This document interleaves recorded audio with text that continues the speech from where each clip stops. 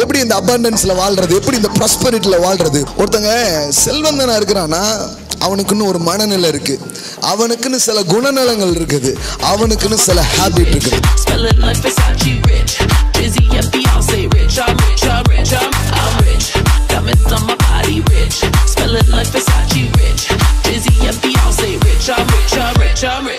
சும்மா ரிச்னஸ் அப்படிங்கிறது கிடையாது.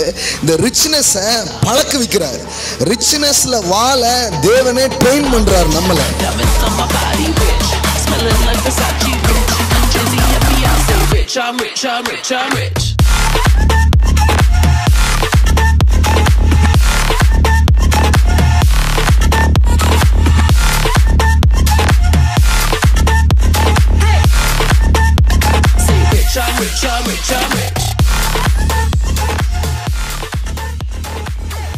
சிலர் நினைச்சுக்கிட்டாங்க செல்வம்னா பணம் பணம் பணம் பணம் பணம் பணம் அப்படிங்கிறது போல நினைச்சுக்கிறாங்க. கிடையாது.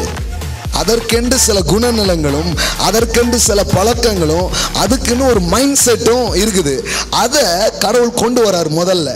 ஏன்னா அதை கொண்டு வந்துட்டாலே மீதி எல்லாத்தையும் உள்ள கொண்டு வந்துடலாம். இப்போ நீங்க பணம் தரோம்னா நான் பணத்தையே போடுறதா, எத்தனை நாளைக்கு போடுறது? அப்படியே போட்டே இருக்க முடியாது. உங்களுக்குள்ள உங்க குணத்துல கொஞ்சம் வேலை செய்வார், உங்க பழக்க வழக்கத்துல கொஞ்சம் வேலை செய்வார், உங்க இருதயத்துல கொஞ்சம் வேலை செய்வார். அப்படி செய்யறதின் விளைவாக இந்த பொருள் உலகம் உங்களுக்கு வந்து சர்வ் பண்றதை நீங்க பார்க்க ஆரம்பிப்பீங்க. இந்த பண உலகம் உங்களுக்கு வந்து வேலை செய்யறதை நீங்க பார்க்க ஆரம்பிப்பீங்க.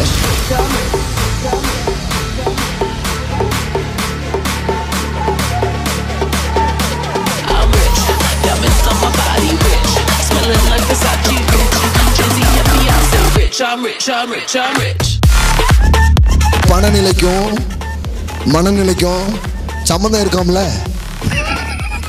ஆமே, ரெண்டுக்கும் பெரிய கனெக்ஷன் இருக்கு, ரெண்டுக்கும் பெரிய தொடர்பு இருக்கு.